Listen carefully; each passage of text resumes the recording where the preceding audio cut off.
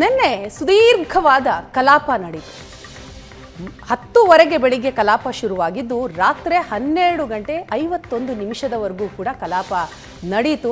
ಒಂದು ರೀತಿಯ ದಾಖಲೆಯನ್ನು ಮಾಡಿದ್ರು ಸ್ಪೀಕರ್ UT ಖಾದರ್ ಅವರು. ಇದಕ್ಕೆ ಕಾರಣಗಳು ಕೂಡ ಇದೆ, ಡೀಟೇಲ್ಸ್ ಅನ್ನ ಕೊಡ್ತೀವಿ.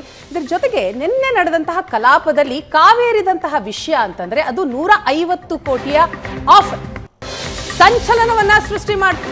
150 ಕೋಟಿ ಆಮಿಷ ಆರೋಪ. ಕಾಂಗ್ರೆಸ್ ಬಿಜೆಪಿ ಮಧ್ಯೆ 150 ಕೋಟಿಯ ಜಟಾಪಟಿ ನಡೆಯಿತು. ಕಲಾಪದಲ್ಲಿ ಕಾವೇರಿಸಿದಂತಹ ವಿಷಯ ಅಂತಂದ್ರೆ ಅದು 150 ಕೋಟಿಯ ಆಫರ್. ವಕ್ಫ್ ಹಗರಣ ಮುಚ್ಚಿ ಹಾಕೋದಿಕ್ಕೆ ವಿಜೇಂದ್ರ ಯತ್ನಿಸಿದ್ರ ಆರೋಪವನ್ನ ಮಾಡ್ತಾ ಇದೆ ಕಾಂಗ್ರೆಸ್. ವಕ್ಫ್ ಹಗರಣ ಬಯಲಿಗೆ ಎಳೆದಂತಹ ಮಾಣಿಪ್ಪಾಡಿಗೆ ಆಮಿಷ ಕೊಟ್ರ. ಮಾಣಿಪ್ಪಾಡಿಗೆ 150 ಕೋಟಿ ಆಮಿಷ ಅಂತ ಸಚಿವ ಪ್ರಿಯಾಂಕ್ ಖರ್ಗೆ ಆರೋಪವನ್ನ ಮಾಡಿದ್ರು. ತಾಕತ್ತಿದ್ರೆ ಈ ವಕ್ಫ್ ಹಗರಣವನ್ನ CBIಗೆ ಕೊಡಿ ಅಂತ ಬಿಜೆಪಿ ಕೂಡ ಸವಾಲೆಸಿತು. ಸದನದಲ್ಲೇ ಸಿಎಂ ಸಿದ್ದರಾಮಯ್ಯಗೆ ವಿಜೇಂದ್ರ ಸವಾಲ್ ಹಾಕಿದ್ರು. ಬಿಜೆಪಿ ಅಲ್ಲ ಕಾಂಗ್ರೆಸ್ನಿಂದಲೇ ಆಮಿಷ ಅಂತ ಸ್ವತಃ ಮಾಣಿಪ್ಪಾಡಿ ಅವರು ರಿಯಾಕ್ಟ್ ಮಾಡಿದ್ರು. ಕಾಂಗ್ರೆಸ್ಗೆ ತಿರುಗೇಟನ್ನ ಕೊಟ್ಟಿದೆ ನಿನ್ನೆ ಬಿಜೆಪಿ. ವಿಜೇಂದ್ರ ಈ ಹಗರಣವನ್ನ CBIಗೆ ನೀಡಿ ಅಂತ ಸವಾಲ್ ಹಾಕಿದ್ರು. ಪ್ರಿಯಾಂಕ್ ಖರ್ಗೆ ಅವರು ನೇರವಾಗಿ ವಿಜೇಂದ್ರ ಅವರ ಮೇಲೆ ಆರೋಪವನ್ನ ಮಾಡ್ತಾರೆ. ವಕ್ಫ್ ಹಗರಣದ ವಿಷಯದಲ್ಲಿಯೇ ನಿನ್ನೆ ಬಿಜೆಪಿ ಹಾಗೂ ಕಾಂಗ್ರೆಸ್ ನಡುವೆ ಜಟಾಪಟಿ ನಡೆಯಿತು. ಕಾಂಗ್ರೆಸ್ ನಾಯಕರೇ ನನಗೆ ಲಂಚದ ಆಮಿಷ ಒಡ್ಡಿದ್ರು. ಕಾಂಗ್ರೆಸ್ ಆರೋಪಕ್ಕೆ ಅನ್ವರ್ ಮಾಣಿಪ್ಪಾಡಿಯವರು ಕೂಡ ತಿರುಗೇಟನ್ನ ಕೊಟ್ರು. ಸೊ ಏನೆಲ್ಲ ಆಯ್ತು, ಯಾವೆಲ್ಲ ನಾಯಕರು ಏನು ಮಾತನಾಡಿದ್ರು ಕೇಳಿಸ್ಕೊಂಡು. ವಿಜೇಂದ್ರ ನನ್ನ ಮನೆಗೇನು ಬಂದಿಲ್ಲ. ಪಾರ್ಟಿ ಆಫೀಸಲ್ಲಿ ಕೂತ್ಕೊಂಡು ಮಾತಾಡ್ತಿರ್ಬೇಕಾದ್ರೆ ಅವ್ರು ಹೇಳಿದರು, ಕಾಂಗ್ರೆಸ್ನವರು ಅವ್ರ ಮೇಲೆ ಪ್ರೆಷರ್ ಹಾಕಿದ್ದಾರೆ. ಸಂಖ್ಯೆಯನ್ನು ಕೂಡ ಹೇಳದಿರಬೇಕಾದ್ರೆ ಅವ್ರು ಕೊಡಲಿಕ್ಕೆ ತಯಾರಿದ್ದಾರೆ, ಇದನ್ನು ನೀವು ಹಿಂತೆಕೊಳ್ಬೋದು ಅಂತ ಹೇಳಿದ್ರು ಅಷ್ಟೇ. ಅವರ ಮೇಲೆ ಪ್ರೆಷರ್ ಇರ್ಬೋದಿತ್ತು. ಆದ್ದರಿಂದ ಅವರು ಅಂತ ಹೇಳಿದರು, ನೀವು ಭಾಳ ಕಷ್ಟಪಟ್ಟಿದ್ದಾರೆ, ಸೋತಿದ್ದಾರೆ, ಬೇಕಾದ್ರೆ ಈಗ ಇಲ್ಲಿ ತನಕ ಹೋರಾಟ ಮಾಡಿ ಏನು ಪ್ರಯೋಜನ ಆಗಲಿಲ್ಲ, ತನಿಖೆ ಕೂಡ ಸರಿ ಆಗ್ತಾ ಇಲ್ಲ ಎಂದು ಅವ್ರು ಹೇಳಿದರು. ಅದಕ್ಕೆ ಕೂಡ ನಾನು ಅವರ ಸಿಟ್ಟು ಮಾಡಿಬಿಟ್ಟು ಹೇಳೋದಕ್ಕೆ ಇಲ್ಲ, ನಾನು ಆ ವಿಷಯಕ್ಕೆ ಹೇಳಿದೆಲ್ಲ, ಈ ಕೇಸ್ನ ವಿಷಯ ಮಾಡಿ ನಾನು ಬೇಕಾದ್ರೆ ಟೈಟ್ ಮಾಡುವ ಅಂತ ಹೇಳಿಬಿಟ್ಟು ಅವರು ಹೋದರು.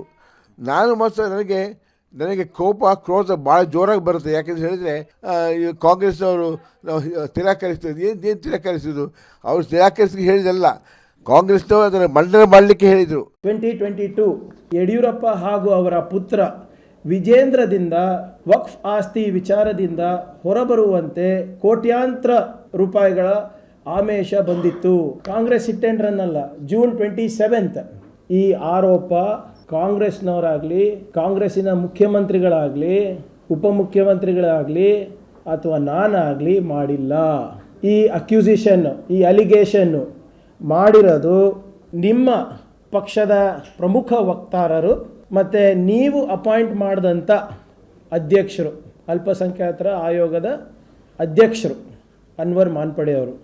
ಅವ್ರು ಯಾವ ಪಾರ್ಟಿದವರು? ಅವ್ರು ಕಾಂಗ್ರೆಸ್ನವರ? CBI ಕೊಟ್ಟು ಭಾಳ ಕೊಡಬೇಕು, ಇದು ಭಾಳ ನಂಬಿಕೆ ಬಂದುಬಿಟ್ಟಿದೆ, ಹಂಗೆ ನಾವು ಕೇಳ್ತಾ ಇರೋದು ಇಷ್ಟೇ. ಪ್ರಧಾನಮಂತ್ರಿಯವರಿಗೆ ಈ ವರದಿ ಹೋಗಿದ್ದಿದ್ರೆ ಇವರೇ ಪತ್ರ ಬರೆದಿದ್ದಾರೆ ಅಂತಾರೆ. ಅಮಿತ್ ಶಾ ಅವ್ರು ಬರೆದಿದ್ದಾರೆ, ನಡ್ಡಾ ಅವ್ರಿಗೆ ಬರೆದಿದ್ದಾರೆ, RSS ಅವ್ರಿಗೆ ಬರೆದಿದ್ದಾರೆ, ಮೋದಿ ಅವ್ರಿಗೆ ಬರೆದಿದ್ದಾರೆ. ಅಂದರೆ ನೀವು ಯಾಕೆ CBI ತನಿಖೆ ಮಾಡಿಸಿಲ್ಲ? ಆವಾಗ I will request HM to investigate the matter. Home minister ಕೇಳ್ತೀವಿ, ಐ ವಿಲ್ ರಿಕ್ವೆಸ್ಟ್. ಇಲ್ಲಿ ನಮ್ಮ ಸ್ಟೇಟ್ ಲೆವೆಲಲ್ಲಿ ಏನು ಮಾಡಬೇಕು ಅದು ನಾವು ಮಾಡ್ತೀವಿ. ಫಸ್ಟ್ ನಾವು ಮಾಡೋಣ, ಒಂದು ಕ್ಲೀನಾಗಿ ಒಂದು ಫೌಂಡೇಶನ್ ಹಾಕೋಣ. ನಾವು ಹೋಗಿ HM ಅವ್ರಿಗೆ ಕೇಳ್ತೀನಿ ನಾನು. I myself will request that let there be a preliminary investigation at least to be conducted on these allegations. First ನಾವು ಮಾಡೋಣ. ಯಾಕೆ ಅಷ್ಟಾತ್ರ CBIಗೆ ಒಂದು ಒಳ್ಳೆ ಫೌಂಡೇಶನ್ ಹಾಕೋಣ ಬರೋಕ್ಕೆ. ಸಚಿವರು ಪ್ರಿಯಾಂಕ ಖರ್ಗೆ ಅವರು 150 ಕೋಟಿ ರೂಪಾಯಿಗಳನ್ನ ಆಮಿಷವನ್ನ ಒಡ್ಡಿದ್ದೇನೆ ಅನ್ನುವ ಆರೋಪವನ್ನ ನನ್ನ ಮೇಲೆ ಮಾಡಿದ್ರು. ಪ್ರಿಯಾಂಕ ಖರ್ಗೆ ಅವರು ಏನು ಬಹಳ ಶ್ರೀರಾಮಚಂದ್ರರು. ಇತ್ತೀಚೆಗೆ ಅವರ ಬಂಡವಾಳನೂ ಕೂಡ ಬಯಲಾಗಿದೆ. 100 ಕೋಟಿ ಬೆಲೆ ಬಾಳ್ತಕ್ಕಂಥ ನಿವೇಶನ 5 ಎಕರೆ ಅವರಿಗೆ KDB ಅವರು ಅಕ್ರಮವಾಗಿ ಅಲಾಟ್ ಮಾಡ್ತಾರೆ. ಅದನ್ನು ಇವಾಗ ಹಿಂದಿರುಗಿಸಿಲ್ವ? ಹಂಗಾರೆ ಪ್ರಿಯಾಂಕ ಖರ್ಗೆ ಅವರೇ, ನನ್ನ ಮೇಲೆ ಬಂದಿರತಕ್ಕಂಥ, ತಾವು ಹೊರಿಸಿರ್ತಕ್ಕಂಥ 150 ಕೋಟಿ ಆರೋಪ ನನ್ನ ಮೇಲೆ ಏನು ಮಾಡಿದ್ದೀರಿ, ಅದ್ರ ಬಗ್ಗೆನೂ CBI ತನಿಖೆ ಕೊಡಿ. ಮತ್ತೇನು ಮುಖ್ಯಮಂತ್ರಿಗಳು ಸತ್ಯ ಹರಿಶ್ಚಂದ್ರರು ಅಂತೇಳಿ ಮಾತನಾಡ್ತಾ ಇದ್ದಾರಲ್ಲ, ತಮ್ಮ ತಟ್ಟೆಯಲ್ಲಿ ಇವತ್ತು ಸತ್ತಿರ್ತಕ್ಕಂಥ ಹೆಗಣ ಬಿದ್ದಿದೆ. ಇವತ್ತು ನಮ್ಮ ಮೇಲೆ ಆರೋಪ ಮಾಡ್ತಾರೆ ಪ್ರಿಯಾಂಕಾ ಖರ್ಗೆ ಅವರು, ಸಿದ್ದರಾಮಯ್ಯನವರು. ನಿಮ್ಮ ಗೊಡ್ಡು ಬೆದರಿಕೆಗೆ ಹೆದರ್ಕೊಳ್ತಕ್ಕಂಥ ಪ್ರಶ್ನೆ ಇಲ್ಲ.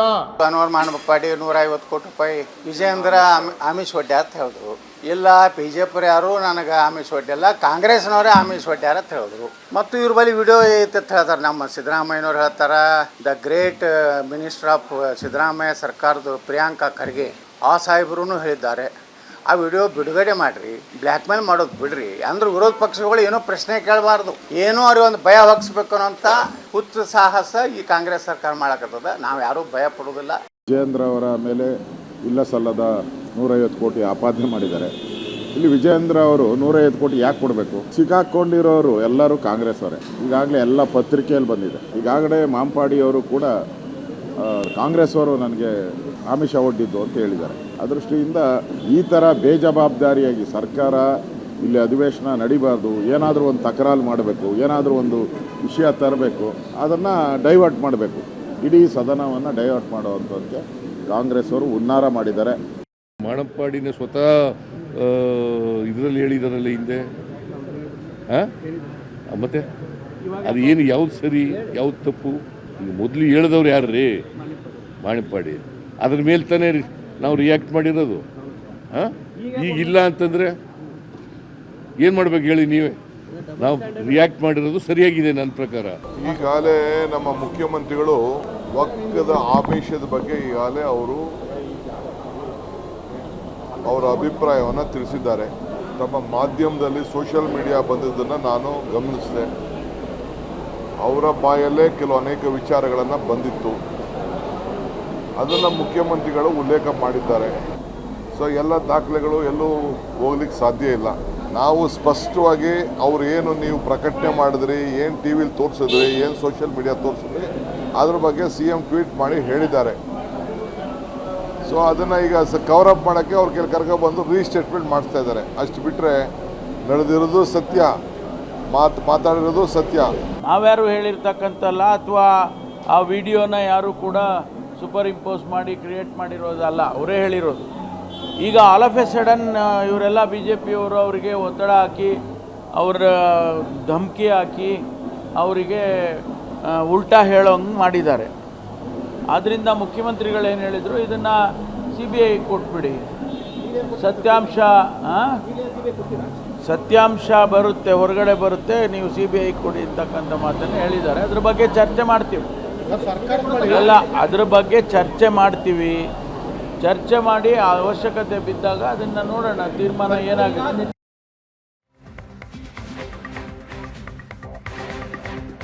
ಎಸ್ ಪ್ರಶಾಂತ್, ನಿನ್ನೆ ಇಡೀ ದಿನ ಸದನದ ಒಳಗೂ ಹೊರಗೂ ಈ ವಕ್ಫ್ ಜಟಾಪಟಿಯೇ ಬಹಳ ಜೋರಾಗಿ ಸದ್ದು ಮಾಡಿದಂಥದ್ದು. BJP ಇದನ್ನು ಅಸ್ತ್ರವಾಗಿ ಬಳಸ್ಕೊಳ್ಬೇಕು ಅನ್ನುವಂಥ ಎಲ್ಲ ಪ್ಲ್ಯಾನ್ ಮಾಡ್ಕೊಂಡಿತ್ತು, ಆ ಪ್ರಕಾರವಾಗಿ ಹೋಗ್ತಾ ಇತ್ತು. ಈಗ ಕಾಂಗ್ರೆಸ್ಗೆ ಅದು ಅಸ್ತ್ರ ಆಯ್ತಾ ಅಂತ ನೋಡಿ. ನಿನ್ನೆ ಪ್ರಿಯಾಂಕ್ ಖರ್ಗೆ ಒಂದು ಹೊಸ ಆರೋಪವನ್ನು ಮಾಡಿದರು. 2022ರಲ್ಲಿ ಮಾನಪ್ಪಾಡಿ ಒಂದು ಪತ್ರಿಕಾಗೋಷ್ಠಿಯನ್ನು ನಡೆಸ್ತಾರೆ, ಅನ್ವರ್ ಮಾನಪ್ಪಾಡಿ. ಆ ಪತ್ರಿಕಾಗೋಷ್ಠಿಯಲ್ಲಿ ಹೇಳ್ತಾರೆ, ಇಲ್ಲ ವಿಜಯೇಂದ್ರನನ್ನು ಕರೆಸಿದರು, ವಿಜಯೇಂದ್ರನನ್ನು ಕರೆಸಿ ಈ ವಕ್ಫ್ ಎಷ್ಟು ಗಂಭೀರತೆ ಇದೆ, ಮಂಡಿಸಲೇಬೇಕಾ ಅದೆಲ್ಲ ಹೇಳುತ್ತಾ ನನಗೆ ಕೆಲ ಆಮಿಷಗಳನ್ನು ಒಡ್ಡಿದ್ರು ಅನ್ನೋದನ್ನು ಅನ್ವರ್ ಮಾನಪ್ಪಾಡಿ ಒಂದು ಹೇಳಿಕೆಯನ್ನು ಕೊಟ್ಟಿದ್ರು. ಅವರೇ 150 ಕೋಟಿ ವಿಜಯೇಂದ್ರ ಕೇಳಿದ್ರು ಅಂತ ಹೇಳಿಲ್ಲ. ಅವರೇನು ಅಲ್ಲಿ ಹೇಳ್ತಾರೆ ಅಂದರೆ, 150 ಕೋಟಿ ಕಾಂಗ್ರೆಸ್ನವ್ರು ಆಮಿಷ ಒಡ್ಡಿದಾಗಲೇ ಒಪ್ಪಿಲ್ಲ, ನಾನು ನಿಮ್ಮ ಮಾತನ್ನೆಲ್ಲ ಒಪ್ತೀನ ಅಂತ ಅನ್ನೋ ರೀತಿಯಲ್ಲಿ ಅನ್ವರ್ ಮಾನಪ್ಪಾಡಿ ಹೇಳಿಕೆಯನ್ನು ಕೊಟ್ಟಿದ್ರು. ನೀವಿದನ್ನು ಸ್ವಲ್ಪ ಕೆದಕ್ತಾ ಹೋದರೆ ಯಾಕಿದು ಶುರು ಆಯಿತು ಅಂತ. 2012ರಲ್ಲಿ BJP ಸರ್ಕಾರದ ಅವಧಿಯಲ್ಲಿ ಅಲ್ಪಸಂಖ್ಯಾತರ ಆಯೋಗದ ಅಧ್ಯಕ್ಷರಾಗಿ ಅನ್ವರ್ ಮಾನಪ್ಪಾಡಿ ಇರ್ತಾರೆ. ಅವರು ಒಂದು ಸ್ವಯಂ ಪ್ರೇರಿತವಾಗಿ ಒಂದು ವರದಿ ತಯಾರು ಮಾಡ್ತಾರೆ. ಸುಮಾರು 54,000 ಎಕರೆ ಏನು ವಕ್ಫ್ನ ಆಗಿನ ಭೂಮಿ ಇತ್ತು, ಆಸ್ತಿ ಇತ್ತು. ಅದರಲ್ಲಿ 27,000 ಎಕರೆ ಆಸ್ತಿಯನ್ನು ಘಟಾನುಘಟಿ ಮುಸ್ಲಿಂ ನಾಯಕರು ಹೇಗೆ ಕಬಳಿಸಿದ್ದಾರೆ ಅಂತಕ್ಕಂಥ ಒಂದು ಡಿಟೇಲ್ಡ್ ರಿಪೋರ್ಟನ್ನು ಅವರ ಜೊತೆ ಆಗ ಮೆಂಬರ್ ಸೆಕ್ರೆಟರಿ ಇರ್ತಾರೆ, KS ಆಫೀಸರ್, ಅವರು ಮತ್ತು ಅನ್ವರ್ ಮಾನಪ್ಪಾಡಿ ಸೇರಿಕೊಂಡು ಆ ವರದಿಯನ್ನು ಡಿಟೇಲ್ ಆಗ್ತಾ ಇರ್ತಾರೆ. ಯಾವ್ಯಾವ ಜಿಲ್ಲೆಯಲ್ಲಿ ಏನೇನು ಕಬಳಿಕೆ ಆಗಿದೆ, ಹೆಂಗೆ ಕಬಳಿಕೆ ಆಗಿತ್ತು ಅಂದರೆ 27,000 ಎಕರೆಯಲ್ಲಿ ನೋಡಿ, ಅದರಲ್ಲಿ ಕಮರುಲ್ ಇಸ್ಲಾಂ ಕಲಬುರ್ಗಿಯ, ಈಗ ಅವರ ಪತ್ನಿಯಲ್ಲಿ ಶಾಸಕಿಯಾಗಿದ್ದಾರೆ, NA ಹ್ಯಾರಿಸ್, ಮಲ್ಲಿಕಾರ್ಜುನ್ ಖರ್ಗೆ, ರೆಹಮಾನ್ ಖಾನ್, ಇವರೆಲ್ಲರ ಹೆಸರುಗಳು ಕೂಡ ಆ ಒಂದು ವರದಿಯಲ್ಲಿದ್ದು, ಅಂದರೆ ಘಟಾನುಘಟಿ ಕಾಂಗ್ರೆಸ್ ನಾಯಕರುಗಳ ಹೆಸರುಗಳು ಆ ವರದಿಯಲ್ಲಿದ್ದು. 2012ರಲ್ಲಿ ಸದಾನಂದ ಗೌಡರು ಮುಖ್ಯಮಂತ್ರಿಯಾಗಿರ್ತಾರೆ. ಅನ್ವರ್ ಮಾಣಪ್ಪಾಡಿ ಹೋಗಿ ಸದಾನಂದ ಗೌಡರಿಗೆ ಆ ವರದಿಯನ್ನು ಕೊಡ್ತಾರೆ. ಸದಾನಂದ ಗೌಡರು ಪ್ರಾಂಪ್ಟ್ಲಿ 2 ನಿರ್ಣಯಗಳನ್ನು ತೆಗೆದುಕೊಳ್ತಾರೆ. ಯಾಕಂದರೆ ಫೈನಾನ್ಷಿಯಲ್ ಇರ್ರೆಗ್ಯುಲಾರಿಟೀಸ್ ಆಗಿದೆ, ಸರ್ಕಾರದ್ದೇ ಭೂಮಿ ಮತ್ತು ಹಣವನ್ನು ಕಬಳಿಸಲಾಗಿದೆ ಅಂತಕ್ಕಂಥ ಆರೋಪ ಇದ್ದಾಗ ಫೈನಾನ್ಸ್ ಡಿಪಾರ್ಟ್ಮೆಂಟ್ಗೆ ಆಡಿಟಿಗೆ ಕಳಿಸ್ತಾರೆ. ಇದನ್ನು ಆಡಿಟ್ ಮಾಡಿ ಹೇಳಿ ಏನೇನಾಯಿತು ಅಂತಕ್ಕಂಥದ್ದು. ಇನ್ನೊಂದು ಲೋಕಾಯುಕ್ತರಿಗೆ ಇದ್ರ ಬಗ್ಗೆ ವರದಿಯನ್ನು ಕೊಡಿ ಅಂತ ಹೇಳ್ತಾರೆ. ನೋಡಿ, 2 ರೀತಿ ಇರುತ್ತೆ. ಒಂದು, ನೀವು ಲೋಕಾಯುಕ್ತರಿಗೆ ಮುಖ್ಯಮಂತ್ರಿ ಕ್ಯಾನ್ ಡೈರೆಕ್ಟ್ ನೀವು ವರದಿ ನಮ್ಗೆ ಕೊಡಿ ಅಂತ. ಲೋಕಾಯುಕ್ತ ಪೊಲೀಸರಿಗೆ ಕೊಟ್ಟರೆ ಹೆಂಗೆ FIR ಹಾಕಿ ಮಾಡ್ತಾರೋ, ಲೋಕಾಯುಕ್ತ ವರದಿ ಕೊಡ್ತಾರೆ. ಗಣಿ ಹಗರಣ ಕುಮಾರಸ್ವಾಮಿ ಸಂತೋಷ್ ಹೆಗ್ಡೆ ಅವ್ರಿಗೆ ಹೇಳಿದರು ನೀವು ವರದಿ ಕೊಡಿ ಅಂತ. ಅಲ್ಲಿ FIR ಹಾಕಬೇಕಾಗಿರ್ತಕ್ಕಂಥ ಪ್ರಮೇಯ ಇರೋಲ್ಲ, ಡಿಟೇಲ್ಡ್ ಆಗಿರ್ತಕ್ಕಂಥ ರಿಪೋರ್ಟ್. ಜಸ್ಟಿಸ್ ಆನಂದ್ ಅವರು ಬಂದ ಮೇಲೆ, ಅನ್ವರ್ ಮಾಣಪ್ಪಾಡಿ ಹೇಳ್ತಕ್ಕಂಥದ್ದು, ಜಸ್ಟಿಸ್ ಆನಂದ್ ಅವರು ಬಂದ ಮೇಲೆ ಅವರು ಒಂದು ವರದಿಯನ್ನು ಸರ್ಕಾರಕ್ಕೆ ಕೊಡ್ತಾರೆ. ಅದು ಸಿದ್ದರಾಮಯ್ಯನವರ ಅವಧಿಯಲ್ಲಿ. ಅಂದರೆ ಮಧ್ಯಂತರ ವರದಿನ ಅಥವಾ ಇಲ್ಲ, ಲೋಕಾಯುಕ್ತ ಒಂದು ವರದಿಯನ್ನು ಅದನ್ನು, ಅಂದರೆ ಈಗ ನೋಡಿ, ಅನ್ವರ್ ಮಾಣಪ್ಪಾಡಿ ಅವರೇನು ಇನ್ವೆಸ್ಟಿಗೇಷನ್ ಆಫೀಸರ್ ಅಲ್ಲ ಅಥವಾ ನ್ಯಾಯಮೂರ್ತಿಗಳು ಅಲ್ಲ.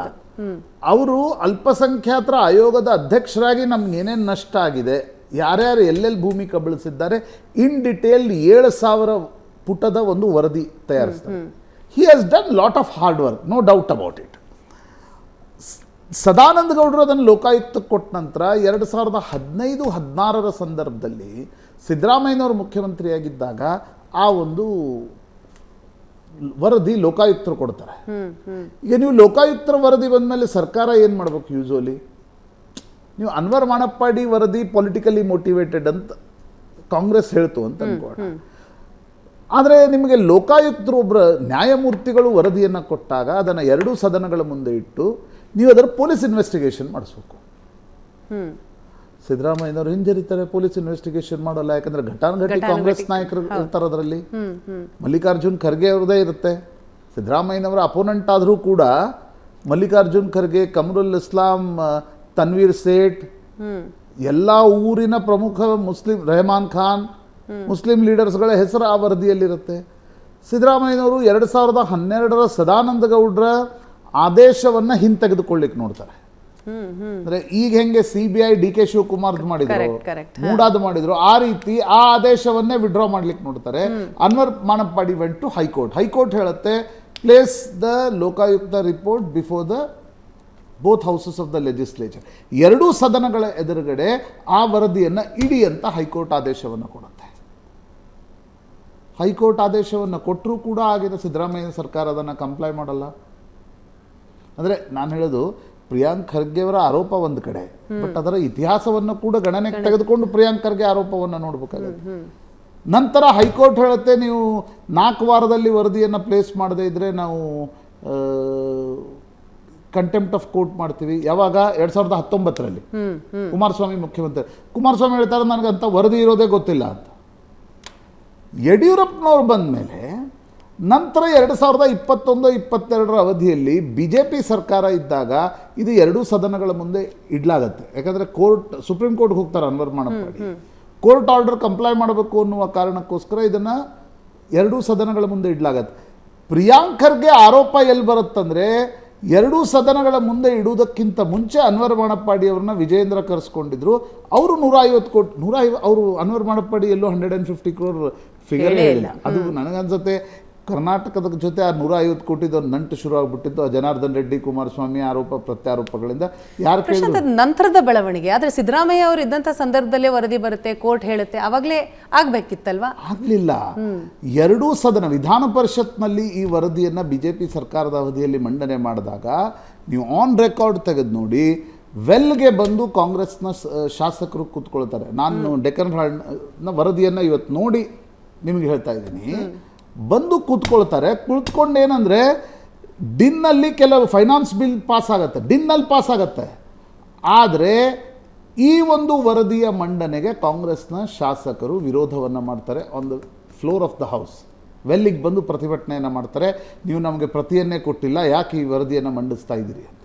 ಯಾಕಂದರೆ ಅದರಲ್ಲಿ ಘಟಾನುಘಟಿ ಕಾಂಗ್ರೆಸ್ ನಾಯಕರಿರ್ತಾರೆ. ಈಗ ಪ್ರಿಯಾಂಕ್ ಖರ್ಗೆ ವಿಜೇಂದ್ರ ಬಗ್ಗೆ ಆರೋಪ ಮಾಡಿದ್ದಾರೆ. ನೀವು ಆರೋಪದ ಸತ್ಯಾಸತ್ಯತೆಗೆ CBIಗಾದರೂ ಕೊಡಿ, ಲೋಕಾಯುಕ್ತ ಪೊಲೀಸ್ಗಾದರೂ ಕೊಡಿ. ಆದರೆ ವಕ್ಫ್ನ ಬಗ್ಗೆ ಅನ್ವರ್ ಮಾಣಪ್ಪಾಡಿಯ ಮೂಲ ವರದಿ ಮತ್ತು ಲೋಕಾಯುಕ್ತ ವರದಿಯನ್ನು ಪೊಲೀಸ್ ಇನ್ವೆಸ್ಟಿಗೇಷನ್ ಆದರೂ ಮಾಡಿಸಿ. ಬಡ ರೈತರ ಮೇಲೆ ಬೇಕಾಬಿಟ್ಟಿ ನೋಟಿಸ್ ಕೊಡ್ಲಿಕ್ಕೆ ಜಮೀರ್ ಅಹ್ಮದ್ ಜಿಲ್ಲೆ ಓಡಾಡಿದ್ರು. ಹೌದು, ಜಿಲ್ಲೆ ನನಗೆ ಆಶ್ಚರ್ಯ ಅನಿಸ್ತು. ಮುಖ್ಯಮಂತ್ರಿಗಳ ಸೂಚನೆ ಇದೆ. ನಮ್ದೇ ಆಫೀಸಲ್ಲಿ ಅರುಣ್ ಇದ್ದಾರೆ ಆಂಕರ್, ಅವರು ಅಜ್ಜನೋ ಮುತ್ತಜ್ಜನೋ ಯಾವಾಗಲೂ ಒಂದು 2 ಗುಂಟೆ ಕಬ್ರಸ್ತಾನಕ್ಕೆ ಕೊಟ್ಟಿದ್ದನ್ನ ಇವತ್ತು ಇಡೀ ಎಕರೆಗಟ್ಟಲೆ ವಕ್ಫ್ ಅದಕ್ಕೆ ನೋಟಿಸ್ ಕೊಡ್ತು. ವಕ್ಫ್ ನೋಟಿಸ್ ಕೊಡ್ತು. ನೀವು ಬಡ ರೈತರ ಮೇಲೆ ನೋಟಿಸ್ ಕೊಟ್ಟವರು, ಒಂದು ನೋಟಿಸನ್ನು ಮಲ್ಲಿಕಾರ್ಜುನ್ ಖರ್ಗೆ ಅವ್ರಿಗೆ ಕೊಟ್ರ, ಒಂದು ನೋಟಿಸನ್ನು ಕಮ್ರುಲ್ ಇಸ್ಲಾಂ ಫ್ಯಾಮಿಲಿಗೆ ಕೊಟ್ರ, ತನ್ವೀರ್ ಸೇಠಿಗೆ ಕೊಟ್ರ, NA ಹ್ಯಾರಿಸ್ಗೆ ಕೊಟ್ರ, ಇನ್ನೂ ಅನೇಕ ಲೋಕಲೈಸ್ಡ್ ಮುಸ್ಲಿಂ ಲೀಡರ್ಸ್ಗಳಿದ್ದಾರೆ. ಯಾವುದೇ ಪಾರ್ಟಿಗೆ ಸೇರಿರ್ಬೋದು ರೀ, ಅವರು BJP JDS ಕಾಂಗ್ರೆಸ್ ಯಾವುದೇ ಪಾರ್ಟಿಗೆ ಸೇರಿರ್ಬೋದು. ಅದರ ಬಗ್ಗೆ ತನಿಖೆ ಮಾಡುವ ಅಗತ್ಯತೆ ಇತ್ತಲ್ವ, ಅದನ್ನು BJP ಸರ್ಕಾರವೂ ಮಾಡಿಸ್ಲಿಲ್ಲ, ಕಾಂಗ್ರೆಸ್ ಸರ್ಕಾರವೂ ಮಾಡಿಸ್ಲಿಲ್ಲ. ಪ್ರಿಯಾಂಕ್ ಖರ್ಗೆ ಈ ಆರೋಪಕ್ಕೆ ಉತ್ತರ ಕೊಡಬೇಕು. ವಿಜಯೇಂದ್ರ ಯಾರ ಪರವಾಗಿ ಹೋಗಿ ಹಣ ಕೇಳಿದ್ದೆ ಆದಲ್ಲಿ ಯಾರ ಪರವಾಗಿ ಹೋಗಿ ಹಣ, ಅಲ್ಲೇನು BJP ನಾಯಕರ ಒಬ್ಬರ ಹೆಸರು ಕೂಡ ಇರಲಿಲ್ಲ. ಆಮೇಲೆ ಅಂತ ಘಟಾನುಘಟಿ ಮುಸ್ಲಿಂ ನಾಯಕರು BJPಯಲ್ಲೇ ಇಲ್ಲ. ಹಾಗಿರುವಾಗ ಈಗ ವಿಜಯೇಂದ್ರ ಅವ್ರು ಯಾರ ಪರವಾಗಿ ಹೋಗಿ ಕೇಳಿದ್ರು? ಅವ್ರು ಕಮ್ರುಲ್ ಇಸ್ಲಾಂ ಪರವಾಗಿ ಹೋಗಿ ಅನ್ವರ್ ಮಾಣಪ್ಪಾಡಿಗೆ ಆಮಿಷ ಖರ್ಗೆ ಬಗ್ಗೆ ಆಮಿಷ ಒಡ್ಡಿದ್ರ? ಹ್ಯಾರಿಸ್ ಅವ್ರ ಬಗ್ಗೆ ಯಾರು ಪರವಾಗಿ ಹೋಗಿ ಅವರು ಆಮಿಷ ಒಡ್ಡಿದ್ರು? ಆಮೇಲೆ 150 ಕೋಟಿ ರೂಪಾಯಿ ಯಾಕೆ ಸುಮ್ಮನೆ ಯಾರಿಗೆ ಕೊಡ್ತಾರ್ರಿ? 10 ರೂಪಾಯಿ ಕೊಡಲ್ಲ ಯಾರು. ಹಾಗಿರುವಾಗ ಪ್ರಿಯಾಂಕ್ ಖರ್ಗೆ ಏನು ಆರೋಪ ಮಾಡ್ತಿದ್ದಾರೆ ಅಂತಕ್ಕಂಥ, ಈಗ ನೋಡಿ ಆಯ್ತಪ್ಪ, ನೀವು ವಿಜಯೇಂದ್ರ ಆರೋಪ ಮಾಡಿದ್ರು, that is the second part. First part ಏನು? ಆ ವರದಿ ಇದೆ, ಇವತ್ತು ನಿಮ್ಮ ಸರ್ಕಾರ ಇದೆ, ನೀವು ಬಡ ಮುಸ್ಲಿಮರ ಬಗ್ಗೆ ಕಾಳಜಿ ಇದೆ, ನಿಮ್ಮ ಪರಮೋಚ್ಚ ನಾಯಕಿ ಪ್ಯಾಲೆಸ್ತೇನ್ ಬ್ಯಾಗ್ ಹಿಡ್ಕೊಂಡು ಪ್ಯಾಲೆಸ್ತೇನ್ ಮುಸ್ಲಿಮರ ಬಗ್ಗೆ ಕಾಳಜಿಯನ್ನು ವ್ಯಕ್ತಪಡಿಸ್ತಾರೆ. ಅರೆ ಭಾರತದ ಮುಸಲ್ಮಾನರು ಇದಾರಲ್ಲ, ಗರೀಬ್ ಇದಾರಲ್ಲ, ನೀವು ಅವರ ಭೂಮಿಯನ್ನ ನುಂಗಿ ನೀರು ಕುಡಿದವ್ರ ಬಗ್ಗೆ ಏನು ಆಗದೆ ಇರುವಂತಹ ವಿಷಯ ಈಗೇನಾದ್ರು ಆಗುತ್ತಾ? ಬರೀ ಆರೋಪ ಪ್ರತ್ಯಾರೋಪಕ್ಕೆ ಸೀಮಿತ ಆಗಿದೆ. ಈಗ BJP ಸರ್ಕಾರ ಆಯ್ತಪ್ಪ, ಕಾಂಗ್ರೆಸ್ನವರು ಮಾಡಲಿಲ್ಲ, ಮುಸ್ಲಿಂ ಅಪೀಸ್ಮೆಂಟ್ ಪಾಲಿಟಿಕ್ಸ್ ಮಾಡ್ತಾರೆ. BJPಯವರು ಹಿಂದೂಗಳು ವೋಟ್ ಕೇಳಿ ಅಧಿಕಾರಕ್ಕೆ ಬಂದವರಲ್ವಾ? ನಿಮ್ಗೇನಾಗಿತ್ತು ತನಿಖೆ ಮಾಡಿಸ್ಲಿಕ್ಕೆ, ಲೋಕಾಯುಕ್ತಕ್ಕೆ ಕೊಡ್ಲಿಕ್ಕೆ, ಅಥವಾ ಆಗಲೇ CBI ಕೊಟ್ಟಿದ್ರೆ ಏನಾಗ್ತಾ ಇತ್ತು? ಒಂದು ತನಿಖೆ ಆಗ್ತಾ ಇತ್ತು. ಯಾರು ವಕ್ಫ್ನ ಆಸ್ತಿಯನ್ನು ನುಂಗಿ ನೀರು ಕುಡಿದಿದ್ದಾರೋ ಹಿಂಗೆ ಮಾಡಿದ್ದಾರೆ. ತಿಂಗಳಿಗೆ 50-60 ಕೋಟಿ ಬಾಡಿಗೆ ಬರೋಂಗೆ ಮಾಡ್ಕೊಂಡಿದ್ದಾರೆ ರಿಯಲ್ ಎಸ್ಟೇಟ್ನವ್ರ ಜೊತೆ ಸೇರಿ ಇದೇ ರಾಜಕೀಯ ನಾಯಕರು. ಅದರ ಬಲದ ಮೇಲೆ ಇಲ್ಲಿ ರಾಜಕಾರಣ ನಡೆಯುತ್ತೆ. ನೀವು ಬಹುತೇಕ ಅವ್ರು ಮಾಡಿದ್ದು ಅದನ್ನೇ, ಇವ್ರು ಮಾಡ್ತಾ ಇರೋದು ಇದನ್ನೇ. ಸೊ ಈ ಒಂದು ಪ್ರಕರಣದಲ್ಲಿ, ಹಗರಣದಲ್ಲಿ ನ್ಯಾಯ ಹೇಗೆ ಸಿಗುತ್ತೆ? ರಾಜಕಾರಣದ ಬಗ್ಗೆ, ರಾಜಕೀಯ ಪಕ್ಷಗಳ ಬಗ್ಗೆ ಅಸಡ್ಡೆ ಬರ್ಲಿಕ್ಕೆ ದೊಡ್ಡ ಕಾರಣ ಈ ನಾಟಕಗಳು.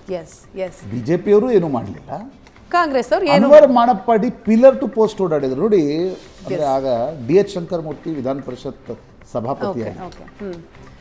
ಟೈಮ್ ಆಯ್ತು. ಸೊ ಇನ್ನು ಮುಂದೆ ಟೈಮ್ ಸಿಕ್ಕರೆ ಅದ್ರ ಬಗ್ಗೆ ಚರ್ಚೆ ಮಾಡೋಣ ಅಂತ. ಈಗ ಒಂದು ಚಿಕ್ಕ ಬ್ರೇಕ್ ಇರುತ್ತೆ. ಬ್ರೇಕ್ನ ನಂತರ ಇಂಡಿಯಾ ಮೈತ್ರಿಯಲ್ಲೇ ಈಗ EVM ವಾರ್ ಶುರುವಾಗಿದೆ, ಅದರ ಬಗ್ಗೆ ಡೀಟೇಲ್ಸ್ ಕೊಡ್ತಾ ಹೋಗ್ತೀವಿ.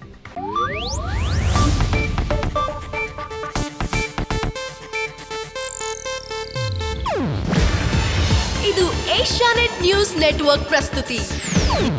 ನೀವು ನೋಡ್ತಿದ್ದೀರಾ ಏಷ್ಯಾನೆಟ್ ಸುವರ್ಣ ನ್ಯೂಸ್.